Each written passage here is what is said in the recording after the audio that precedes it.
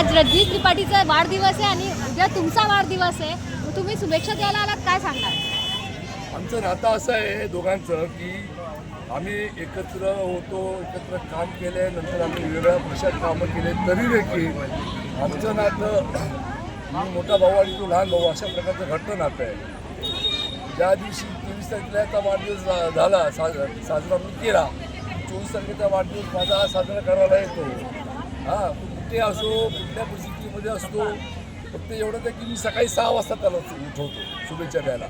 तर या ठिकाणी मला आनंद वाटतो की माझ्या राजकीय प्रवासामध्ये मी आल्यानंतर जेव्हा मी एक नवीन तरुणाच्या शोधामध्ये होतो की एक चांगली नवीन तरुण या राजकारणामध्ये यावेत, त्यावेळेला रजनीशचा मला रामनगरमधून रजनीशचा चेहरा चांगला दिसला. तो सतत धडपड होतो आणि मग त्यावेळेला मी त्याला राजकारणात माझ्याबरोबर खेचून घेतला.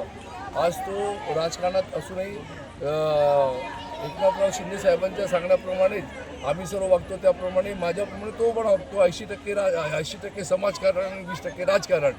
सतत लोकांसाठी धडपडत असतो, लोकांच्या सुख आणि दुःखामध्ये जास्त पळत असतो, त्यांना मदत करत असतो. त्याचा मला अभिमान आहे. आणि या ठिकाणी सर्व राजकीय जोडे बाहेर टाकून मी आज या ठिकाणी त्याला शुभेच्छा द्यायला आलो आहे. त्याला उदंड आयुष्य, चांगलं आरोग्य लाभो अशा प्रकारची ईश्वरचरणी प्रार्थना केली.